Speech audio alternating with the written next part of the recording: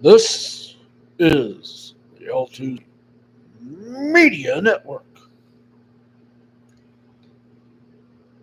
Yeah. What a day. Hey, boss. How you doing? Hey, Jethro. What's shaking, man? Not much. Just feeling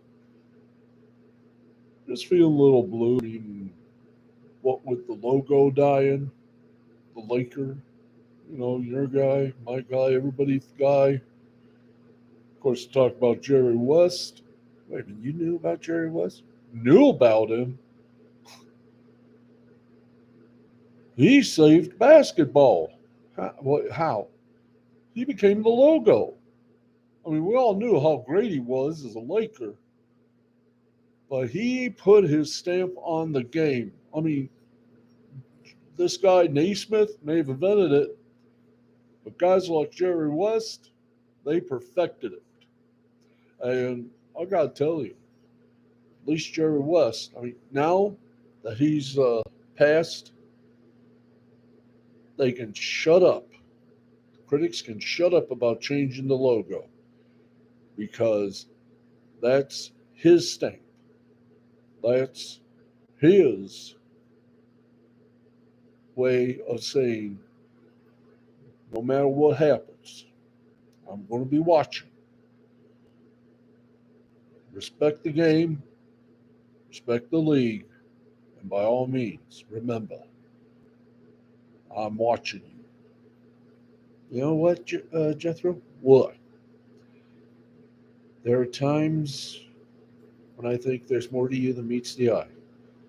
Well, thank you. Now, would you mind getting Harry and we can get this started? Better believe it. Harry, you's on. Live.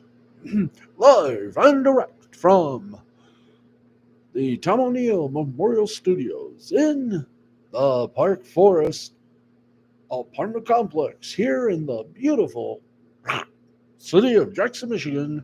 This is Steve Sporty Balls. And I'm Harry Von Stuttgart, your announcer. Yes, I am. Excuse me.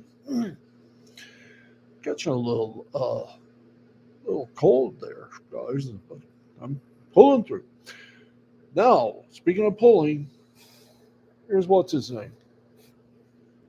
What's his name? I'm down to what's his name now. Usually I would do this late in uh, the show, but right now I got to do it before we can start. By the way, you join us midway through game number 3. It is Boston 71, Dallas 63. Game 3 and 4 are in Dallas. Dallas has to win both games, or else it's all over. Once again, uh, Boston leads. Ooh, that counts. So once again, with 5:28 remaining, no, excuse me, 5:29 remaining in the third, it is 71-63. Uh, Boston, 5:21 left to play in the third. We will bring you the last 50 seconds of that game coming up. But right now, I would like to go, if it's okay with you folks, get something down my throat. Don't need to walk too far. Got it. Yay. A little bit of Arnold Palmer. We're going to talk golf as well.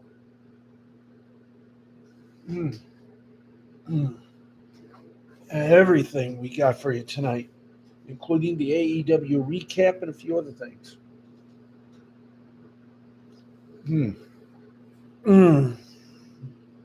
God, that is so good. Okay. Let's get on with it, of course. This was not the way we wanted to start the day or this broadcast. But as you heard, our head of audio, Jethro Depew, announced, yep, the basketball world, both men and women, um, yeah, both men and women, well, right now, the basketball family, the fraternity of basketball folks, they are in shock and in mourning um, after the news that the legendary Laker, thank you guys, the legendary, I'm going to keep calling him legendary because he is. Uh, Trying to find some more stories about him so we can gab fest here. But here we go. But NBA legend, a Laker through and through. He even owned the Lakers. Mr. Jerry West died today at the age of 86.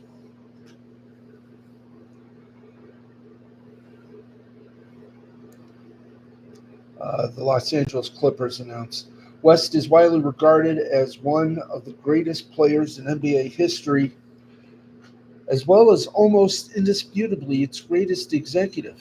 In fact, he adorns the logo. He is the logo of the National Basketball Association. On Wednesday, Commissioner Adam Silver issued a statement on the loss of a league icon. Quote, Jerry West was a basketball genius and a defining figure in our league for more than 60 years. He distinguished himself not only as an NBA champion and an all-star in all 14 of his playing seasons, but also a consummate competitor who embraced the biggest moments. He was the league's first MVP and made rising to the occasion his signature quality, earning him the nickname Mr. Clutch. Jerry's 4 decades with the Lakers also included a successful stint as a head coach and a remarkable run in the front office that cemented his reputation as one of the greatest executives. Trying to find the words.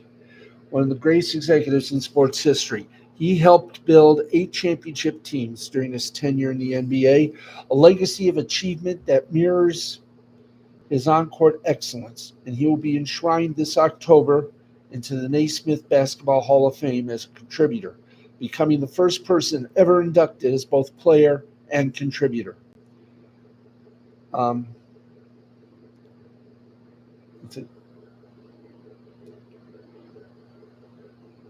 uh, the quote, I guess this quote is for all. So here we go. I valued my friendship with Jerry and the knowledge he shared with me over many years about basketball and life. On behalf of the NBA, we send our deepest condolences to Jerry's wife Karen, his family, and his many friends in the NBA community. West was born in West Virginia in 1938, and he went on to become a college basketball star at West Virginia University. He led the Mountaineers to the national championship game in 1959, and earned the Final Four Most Outstanding Player award despite losing that game. The Lakers would go on to draft him number 2 overall in 1960, with only Olympic teammate and fellow NBA legend Oscar Robertson going ahead of him. He and Elgin Baylor were the first great Lakers after the teams moved to Los Angeles. West reached the All-Star game in all 14 of his NBA seasons and took the Lakers to the finals 9 times. Unfortunately, West Lakers existed at the height of the Boston Celtics dynasty led by Bill Russell. The Lakers went only 1-8 in the finals during West's career, but he was so good that he won Finals MVP in '69 despite losing the series. West ultimately did earn that elusive first ring as a player in '72. That was also the season in which he led the Lakers to a record 33 consecutive wins. That season would prove to be the high point of his NBA career, and he would retire as a player 2 years later in '74. That did not, however, mean he was leaving the Lakers. West took over as the team's coach in '76. He went 145 and 101 in 3 seasons, but the Lakers never reached the finals in that stretch. In '79, however, he joined the front office as a scout, and in 1982 he became the general manager. Now, this proved to be the defining move of his where are you here? Of his post-playing career as West grew into a legendary executive. The Lakers reached the NBA Finals 12 times between 1980 and West's departure in 2002. They won 6 championships in that span. Among West's many notable moves was the choice to draft James Worthy, number 1 overall, the hiring of Phil Jackson in 1999, and of course, perhaps the single most consequential trade in NBA history, his '96 deal that sent Vlade Divac to the Charlotte Hornets for the draft rights to Kobe Bryant, which in turn created the cap space the Lakers would need to sign Shaquille O'Neal.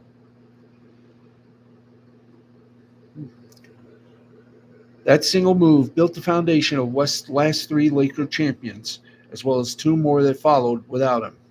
In 2002, West decided to work for his first NBA team besides the Lakers when he became GM of the Memphis Grizzlies. At the time, he cited a desire to build a winning franchise from the ground up. And after spending so much time with a marquee franchise, and sure enough, his arrival sparked the first successful stretch in Grizzlies history. The team may have never reached the playoffs before West hired. They made it 3 times in his 5 seasons in Memphis. The Grizzlies were the last team that West directly ran as general manager, but he remained involved in front office work for the rest of his life. In 2011, he joined the Golden State Warriors as a member of their executive board and a senior front office advisor. In 2015, the Warriors won their first championship in over 40 seasons, thanks in part to West's contributions. He reportedly was one of the front office figures that pushed back on the idea of trading Klay Thompson for Kevin Love at the time, a decision that was by no means a consensus in basketball circles, but one that helped the Warriors grow into a dynasty. In 2016, he was instrumental in recruiting Kevin Durant to the Warriors as a free agent. Durant would win 2 titles with the Warriors, but West was with the team for only the first of them. His final stop in the NBA was in the city he spent most of his career in.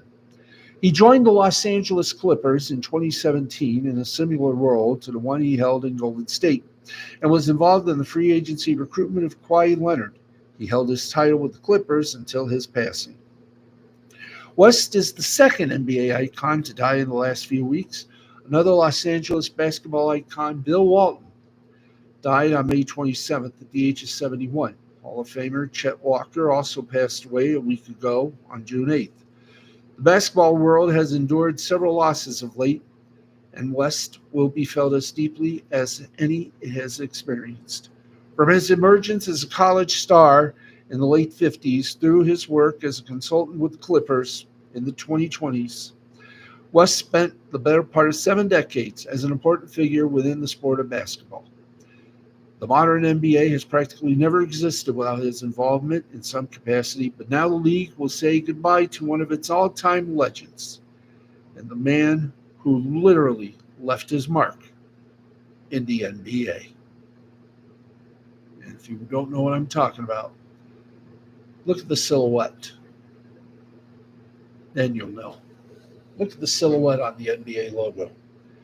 You'll know. Give you an update right now on Boston and Dallas. Game 3, minute 37 left to play in the third. It is Boston 80, Dallas 67. Dallas is in a whole lot of trouble if they can't get back up to speed. Right now, oh boy.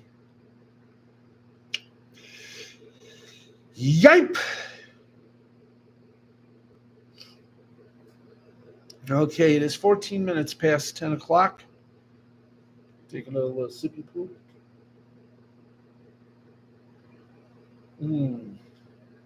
Okay. Boston 80, Dallas 70, 58 seconds left to play in the third.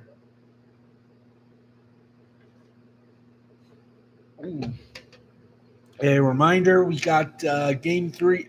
We did, yeah. We got game three of the Stanley Cup Finals as Boston just kills a three, makes it 83-70. It is the Florida Panthers versus the Edmonton Oilers, live from Edmonton, Alberta, Canada. Edmonton has got to do something quick, or else their season and apparently Rogers' big contract maybe going north again into the toilet. And hey, Matt, Ed, and Eddie, how you doing? It's 83-70, 14 seconds left in the third. We, of course, paused this show to bring you the last 14 seconds. We can't actually give you voice. The Celtics slam and jam it. It is 85-70. And 4 seconds, 3, 2, and that ain't going. Oh, the foul there, 3.5. Let's see how it happened. Actually, we don't have a little foul. Well, we might have. I don't know. But they said that someone just got fouled on the other team. So we're going to find out who that is. Okay, well, we got 3.5 seconds left. Dallas ball, and that is it for the third. It is 85-70. We are 15 minutes away from the possibility of Dallas in a really big hole, going down 3-0. No team has ever come back from a 3-0 disadvantage, but we'll find out. Fourth quarter coming up. Right now, let's get back to our little show here.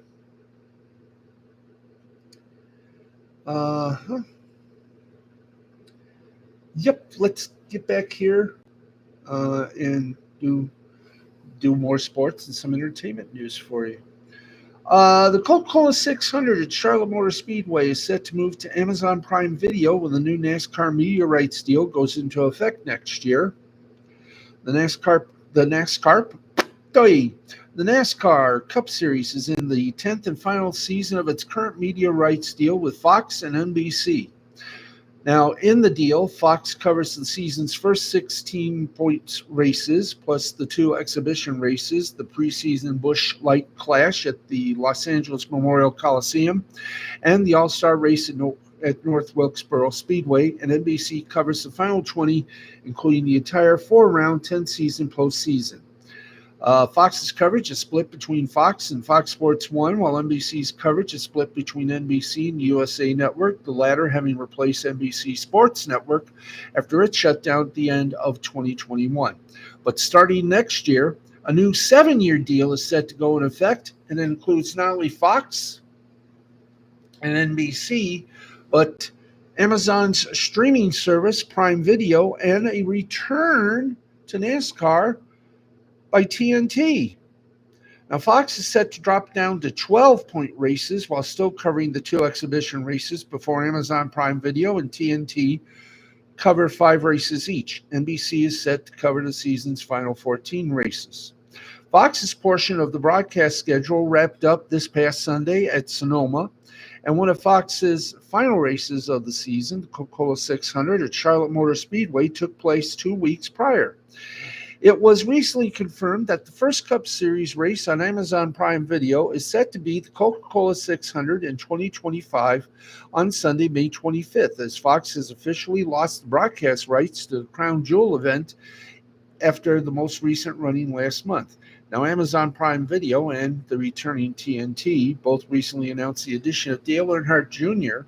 to their respective broadcast booths starting in 2025. Earnhardt was with NBC from 2018 to 2023. Now, given the fact that season opening Daytona 500 is scheduled to take place on Sunday, February 16th, and the fact that Coca-Cola 600 is scheduled to be next season's 13th points race, this would imply that there will be a week off at some point between the 2 Crown Jewel events. According to Fox Sports' Bob Pockrass, that week will be Easter week. It is scheduled for Sunday, April 20th next year. Up until 2022, the Cup Series hasn't scheduled an Easter race since the 70s. But races have been contested on the holiday in each of the last 3 seasons, but it does not appear that will be the case next season. NBC's portion of this year's broadcast schedule is set to begin this Sunday, June 16th at Iowa Speedway, though the Iowa Corn 350, powered by ethanol, is set to be broadcast not by NBC itself, but by the NBC Universal owned, and you'll love it, USA Network. USA Network and NBC are each responsible for 10 races throughout the rest of the 2024 season. Good luck. There you go. There's another little jewel of joy and happiness. By the way, let me just quickly get on our usual manner here. And by the way, the fourth quarter just got underway.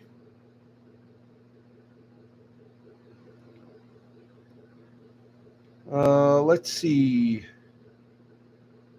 Wow, Monday and Tuesday, the highs are supposed to be 95, 93.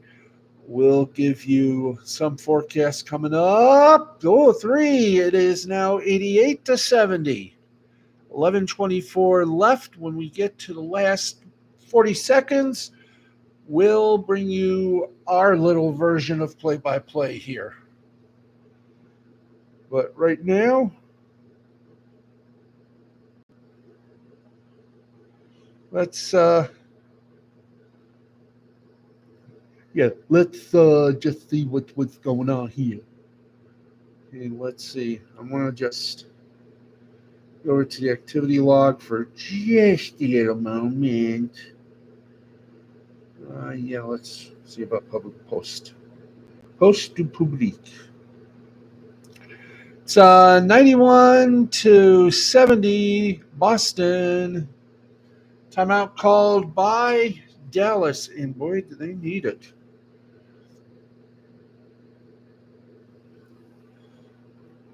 Okay, here we go. I just want to make sure we've got everything. I'd like to see it, please. Somebody please show it. Show me. I don't want to deselect. I want to be shown.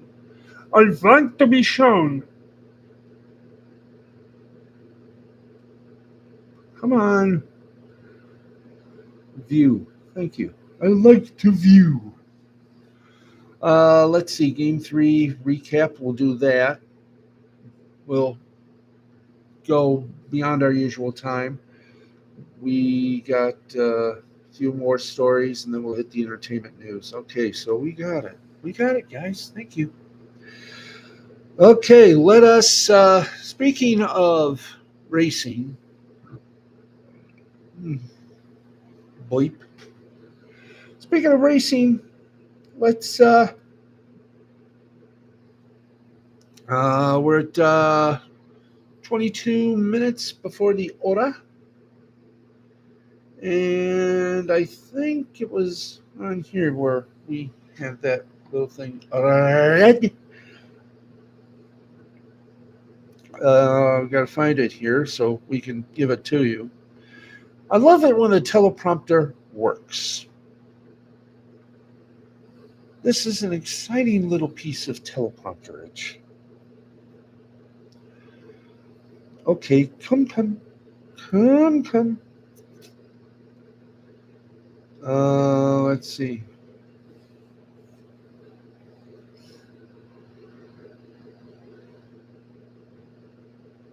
Come on, people. Let me see. Okay, close the crappy app. Okay, I'm going to search here just for a moment. Please, no interrupciones. Estevão secund matitos. Okay, let's do it this way. IndyCar on Fox Sports.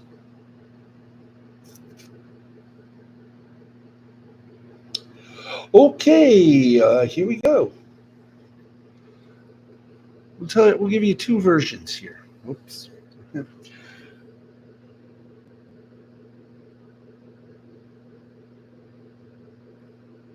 Okay, hang on.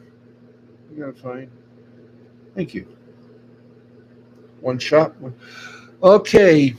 Before we hit the halftime, don't you just love it? Fox Sports is reportedly on the brink of a deal to acquire the IndyCar series.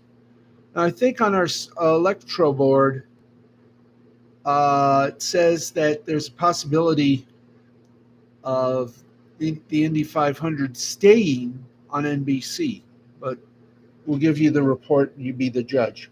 Fox Sports is reportedly on the brink of a deal to acquire the IndyCar series. IndyCar and Fox Sports are nearing an agreement on a media rights deal that could be announced within days. Adam Stern of Sports Business Journal reported tonight a move that would almost certainly mark the end of the circuit's relationship with NBC Sports.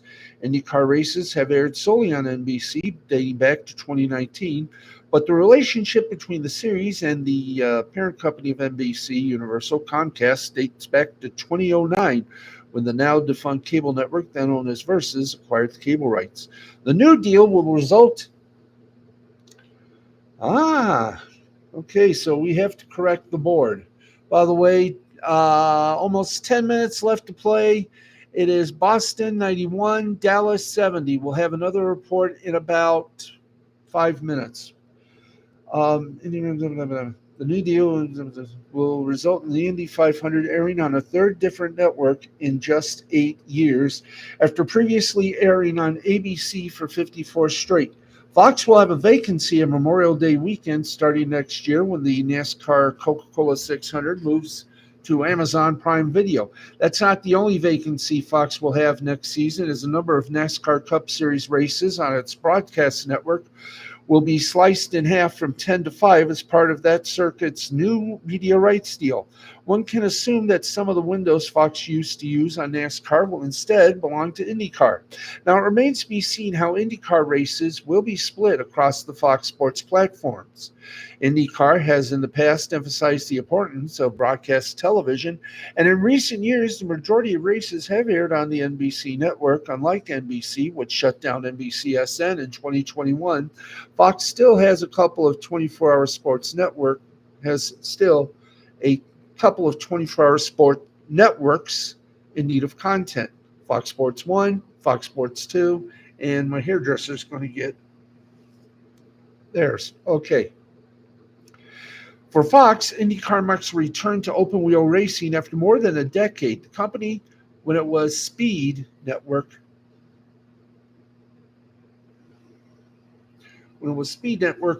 owned the rights to Formula One until 2013.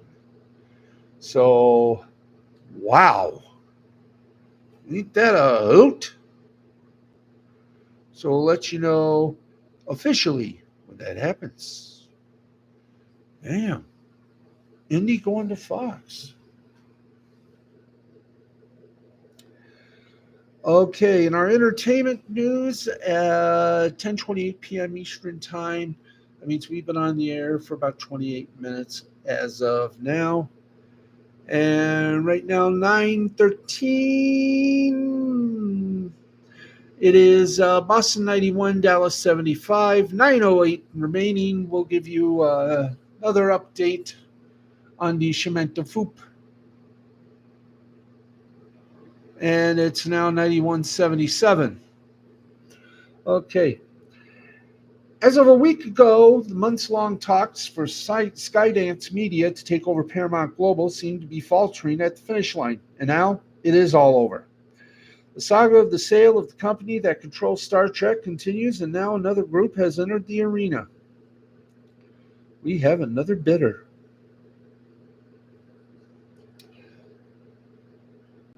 Let's explain here. Reported by Deadline, the Skydance Media plan to take over Paramount was a two-step process, beginning with buying out National Amusements Incorporated, the holding company of Sherry Redstone, chairman or parent of Paramount Global and owner of the majority of voting stock. Today, National Amusement confirmed the reports that talks have ended in a stalemate, saying the company was not being able to reach mutually acceptable terms regarding the potential transaction with Skydance Media for the acquisition of a controlling stake in National Amusements. It's not clear what was the final nail in the coffin, but as of last week, it was reported that Redstone was not happy with the latest version of the Skydance deal, over a reduced buyout of her holdings. And she was also concerned about or over potential shareholder lawsuits. Today's announcement comes after reports from this morning that the Paramount Global Board was set to vote on the Skydance deal with at least one board member planning opposition. Redstone is now reportedly looking to sell National Amusements on its own without any attempt to merge Paramount with another company. And Edgar Bronfman Jr., the chairman of the sports-centric Fubo TV, has joined the party. The former Seagrams and Warner Music Group CEO has put together a bid for National Amusement with the backing of Bain Capital, run by, of course, former presidential candidate John Kerry, according to multiple outlets. The deal calls for buying out Redstone's National Amusement for $2 to $2.5 billion, giving him effective control of Paramount Global. Like with the bid being put together by producer Stephen Paul, which was reported last week, there would not be a second step merger like with the Skydance deal. So Redstone would not have to worry about shareholder lawsuits, as Paramount Global stock will not be involved. It is unclear what plans Bronfman has for Paramount Global if he gets control of Redstone's voting stock. This bid could be related to the recently announced partnership between Disney, Fox, and Warner Brothers Discovery to form a new streaming sports venture. Fubo has already launched a big lawsuit alleging that the deal violates antitrust laws. Bronfman may be looking to CBS and the NFL and other sports rights it holds as a way to counter the potential competition from the new Disney Warner Fox sports streamer. The Sony Apollo deal continues to be active with due diligence ongoing, moving away from a plan to take over all of Paramount Global, focusing just on Paramount Pictures. Bloomberg is now reporting that they are rethinking their approach. There is also a bid from Byron Allen, whose media company holdings include the Weather Channel. He seems primarily interested in Paramount's cable assets. There has also been reporting that Warner Brothers Discovery is interested in acquiring CBS and those sports rights. Now that Skydance Media is out of the picture, the other bidders seem primarily interested in different assets from within Paramount Global. It is possible Redstone decided she could try to take Paramount forward without any of these potential deals. A new strategy was announced at last week's shareholders meeting, outlining $500 million in non-content cost-cutting, likely via layoffs, finding a joint venture for Paramount Plus, as well as selling off non-strategic assets like BET. The NIA statement today indicates this may be where things are going. Once again, the future of the company that holds the future of Star Trek in its hands remains still in flux. There was some optimism that the Skydance deal would be good for the franchise, as they had plans to keep Paramount Plus, home of Star Trek TV, around, and the company already has a relationship with the recent Star Trek movies, with CEO David Ellison credited as an executive producer on both Into Darkness and Beyond. So stick around for that little bit of Bon Mot. 33 minutes past the hour, and 8 minutes and 6 seconds remaining. It is Boston 91, Dallas 80. Who? This is getting interesting, but not as interesting as these things. Okay, let's see. Do we have any more? Babadoo, babadoo, babadoo, babadoo, babadoo, doo, doo, doo, doo. Yeah. Boom, chicka, boom, chicka, boom, chicka, boom, chicka, boom, chicka, boom, chicka, boom, boom. Okay, let's. Oh, yeah, why don't we do it right now, as a matter of fact? Time now for the AEW recap. That's right. We got some pro wrestling to report on. We didn't have a chance to do it on Monday night, but we're going to catch up. And I do mean do a little bit of old catchy uppy. 91-82 the score with 7:59 left to play. Okay, let's see. Ba-boom, ba-boom, ba-boom. What are we looking for? Right there. All right. Let's get you to the results of AEW Dynamite.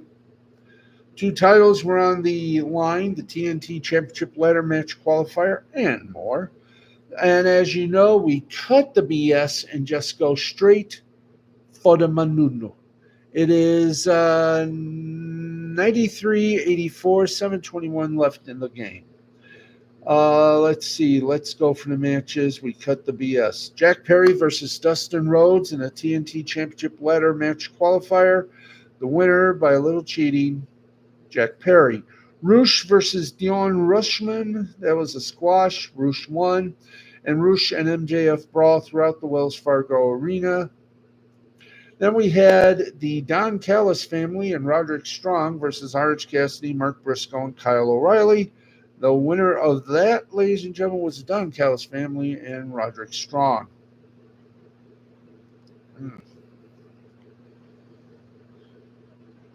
And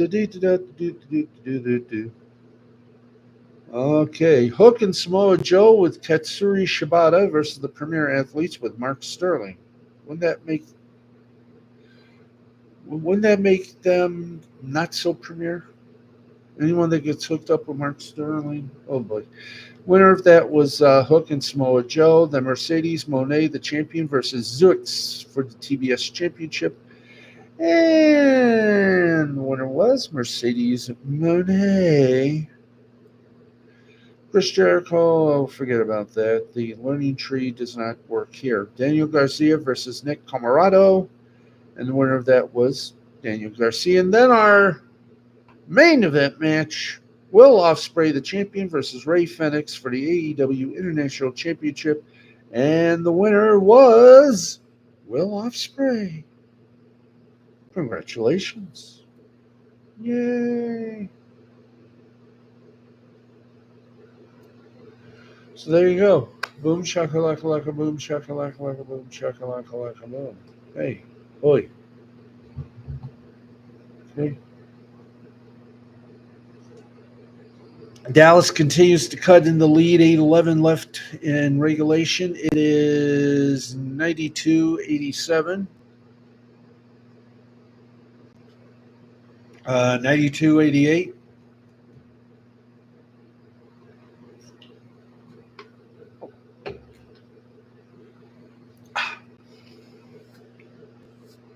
And by the way, next week, I do believe we're going to have Roosh taking on MJF.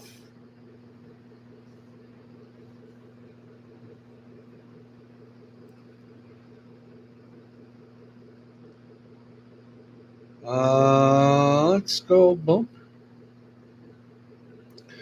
We're keeping the eye on the big game there, and I am keeping the eye on the studio clock here. Well, things just got interesting. It's now a 3-point game for Boston, 93-90. 6:07, 6:05 left to play in regulation. Boston with the ball. Doing a little bit of Globetrotter shuffle. And oops, a little steal. Possibility that we may have a tie with 5:49 left. Little rush job and 3-point try. No. And it's a run for the ball. And whoa. Boston gets it. But man, there was a car accident on 94. We couple of players, one from Boston and one from Dallas, just crashed into each other. Boston leads by 3, 83. Not 83, 93-90. Dallas calls a timeout with 5:25 left to play. Okay. Are we ready? Okay, because I know I promised you we'll have a listen in. We're trying to find one for you. Trying to find, let's see. Minor League Baseball radio play-by-play. Here are some results. Thank you.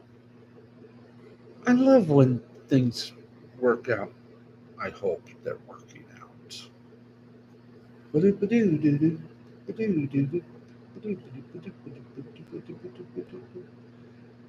we're going to give you, what game should we give them? Um, Gosh, I do not know, but I know who know. Let's go over here for a moment. We're still live streaming, yeah.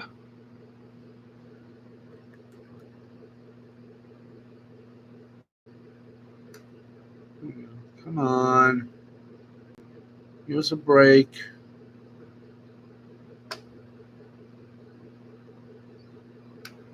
Kill that. Kill that. Come on.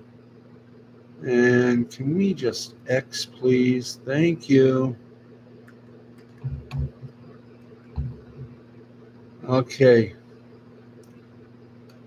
We want to play for you some a little bit of games here. We want to do that. We do. We do. We do. We do. I am being scroted here by pop-ups. Come on. Okay. Hi there. Hi there. Thank you. Yee. Okay, it's still 93-90 Boston with 4:50 left to play. Let's that we are significantly okay. You want to do it? You want to do a little Oklahoma or yeah? Let's get that. Okay, come on, come on. Tell us all. Want to get to the game so we can play it for our lovely listeners, lovely viewers as well. Lovely.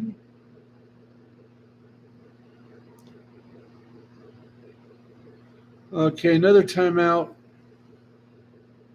and a very good reason for timeouts.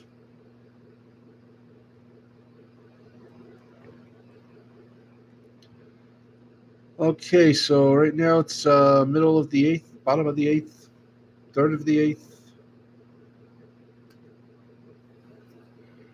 Trying to find a little something that we might be able to use here. Okay. Can I just. Hey. Okay, let's get all the scores and we'll just see which thing we can hit.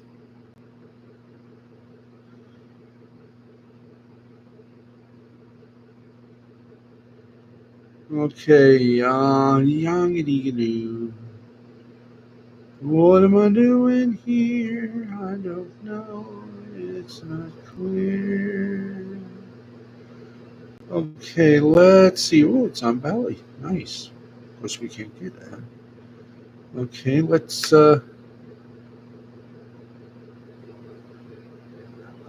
Blessing. We're going to give you a little bit of Albuquerque, the Albuquerque Isotopes. That's right. We're going to let you listen to the Isotopes. Um, here we go. The Isotopes.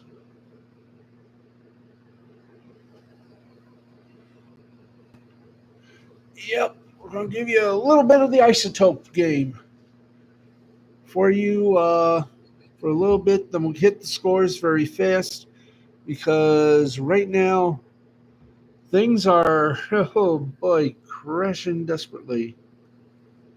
Okay.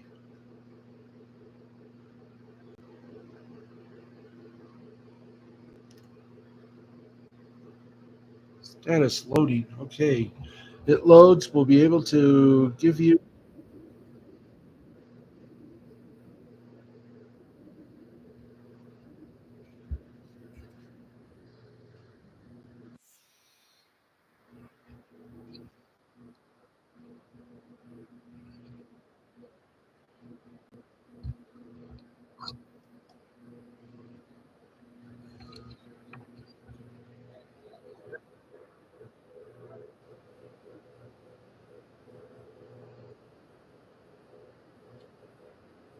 Well, that's commercial, folks. If you're wondering what's going on, I had to give the microphone here, so we'll be able to listen in. There's a lot of commercials. So just bear with us, folks. But hey, we got plenty of time. So are we getting over the commercials? Good. That's why I'm talking into the microphone like this.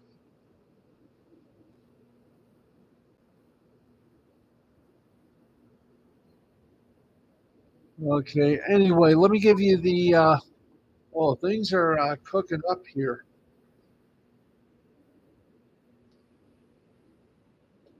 It's still 93-90. Boston leads.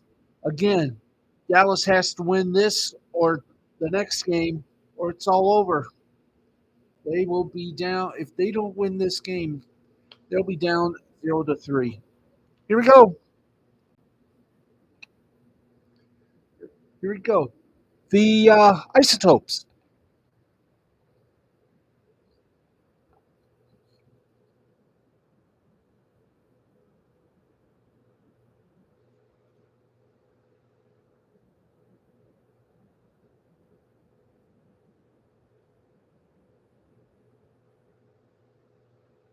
This coverage from the sports animal in Oklahoma.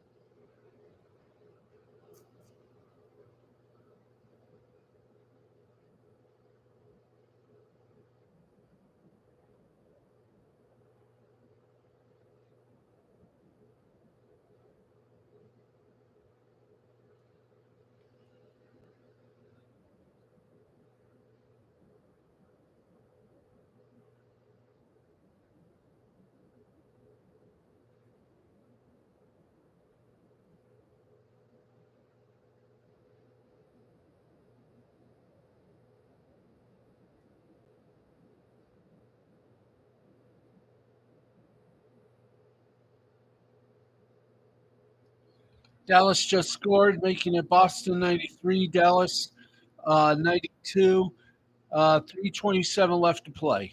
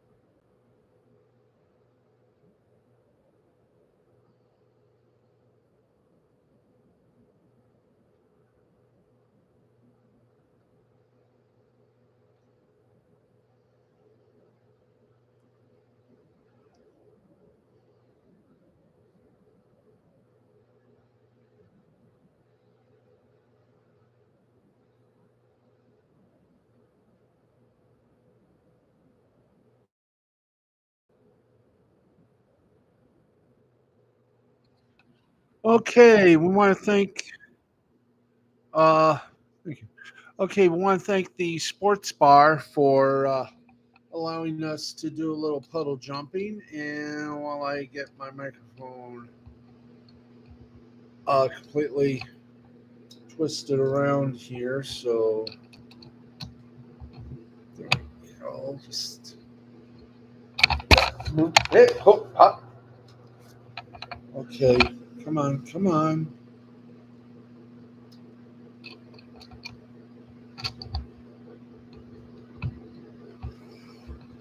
Come on, let's get you up there.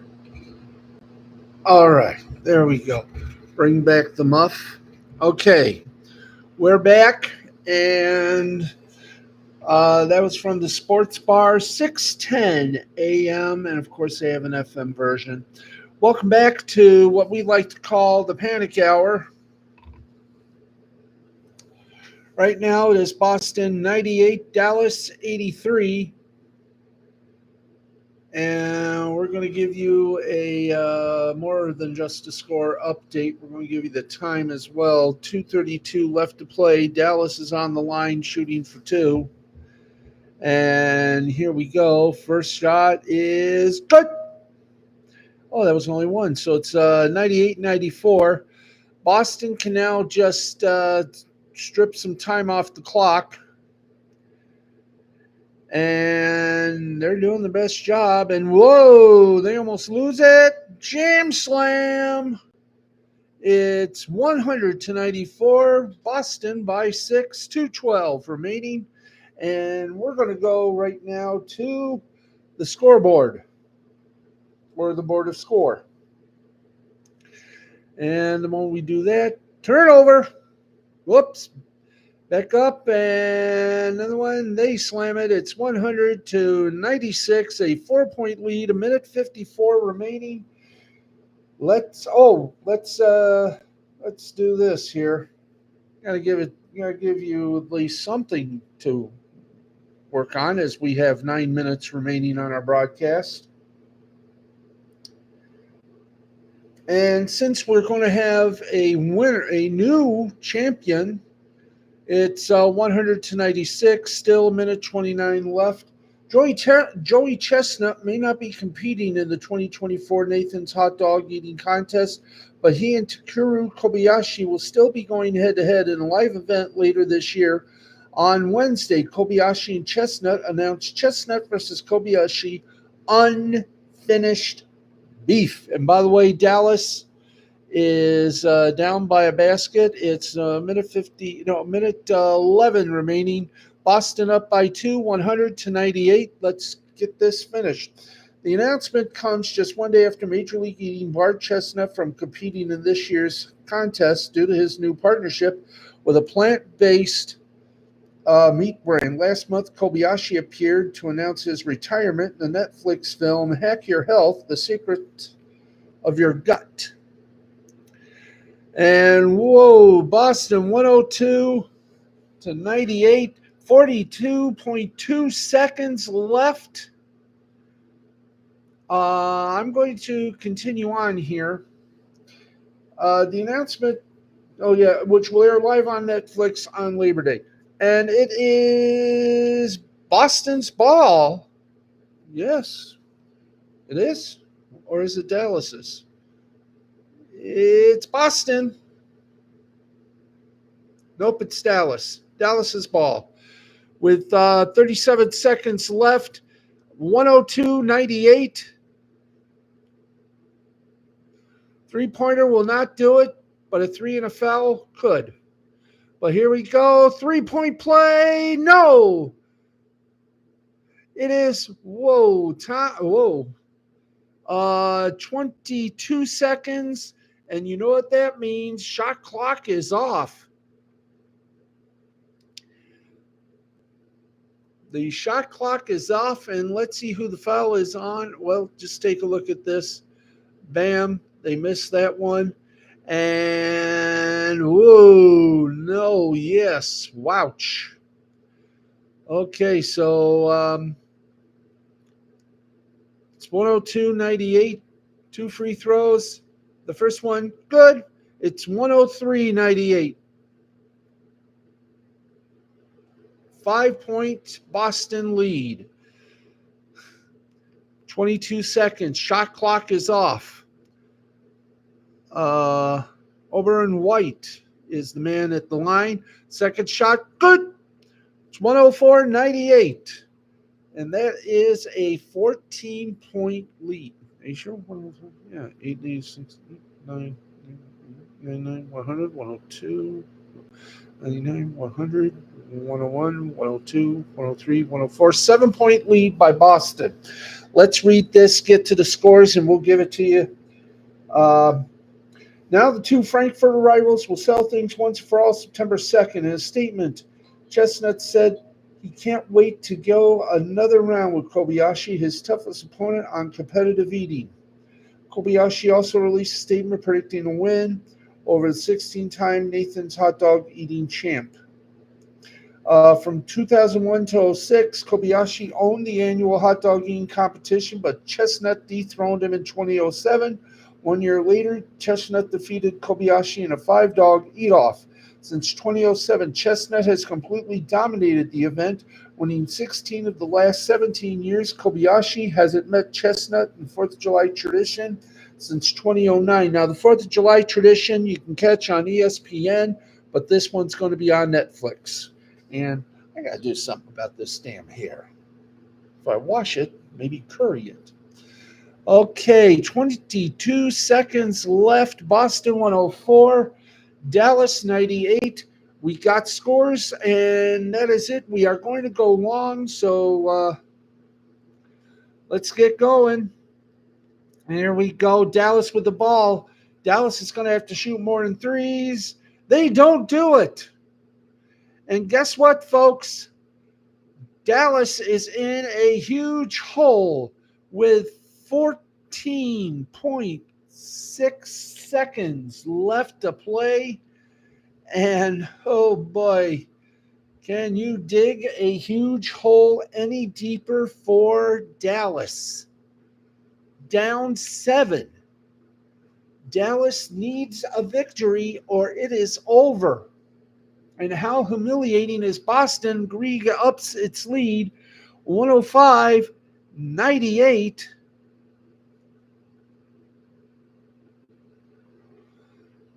Seven-point lead. This will make it an 8-point,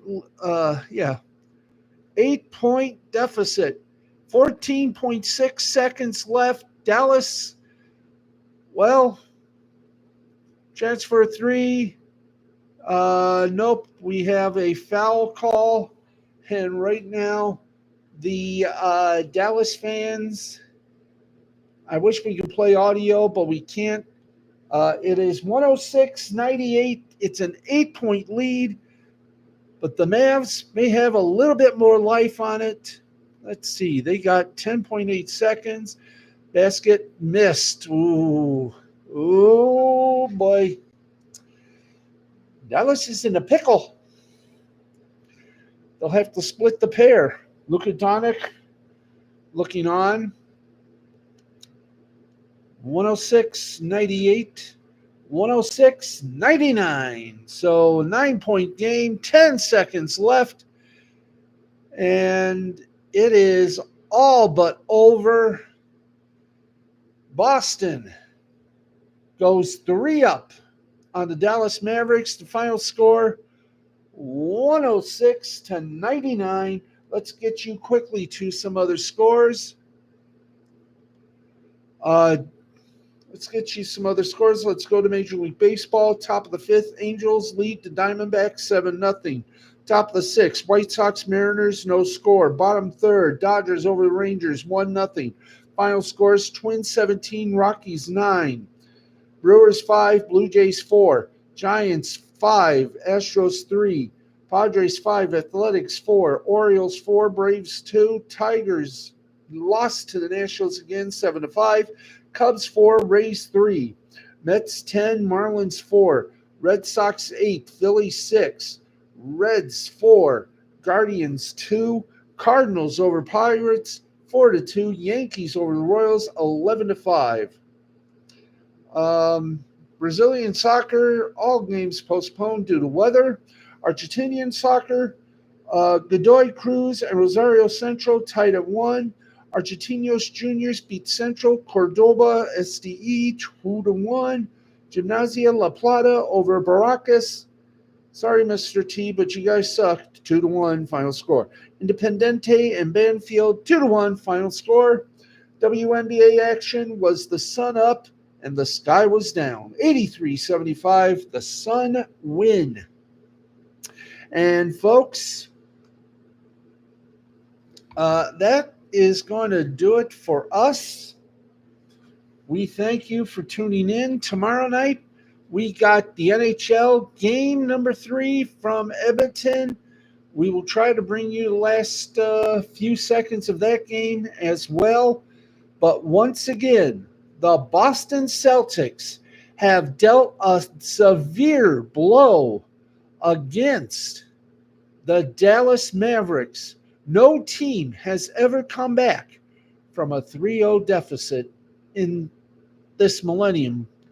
But Game 4, Friday night, 8 o'clock Eastern Time on ABC, 106-99 the final score.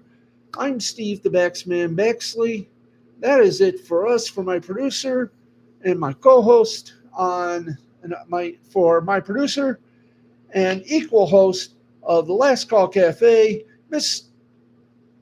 Marvelous Matthew the Wizard Nichols, and the associate producer, my other good friend and equal host, Jay, the brain with 2 N's, as not to be sued. Man, I'm Steve the Baxman Baxley. Cuckoo Cachoo. We wish you all a very pleasant good night. Don't forget, the Last Call Cafe returns hopefully in mid-June. Not mid-June, in mid-July. Okay? We still got things we got to work on, and we will be working on them. That is going to wrap things up for us. As I have said, thank you for watching. This has been a presentation of Mystified Creativity Productions Incorporated in association with the L2C Media Network. Again, thank you all for joining us from the Tom O'Neill Memorial Broadcast Studios on the 4th floor of the beautiful Park Forest Apartment Complex here in Jackson, Michigan, with the Desilu microphones. Steve Axley, thanks for joining us. Good night, God bless, and as always, let's be happy, let's make some friends, and as always, really, truly, honestly, be nice, everybody. Good night, God bless, let's love one another. Thank you. And good night. Have a great rest of the day. Thank you. Thanks, everybody. Good night. Peace out.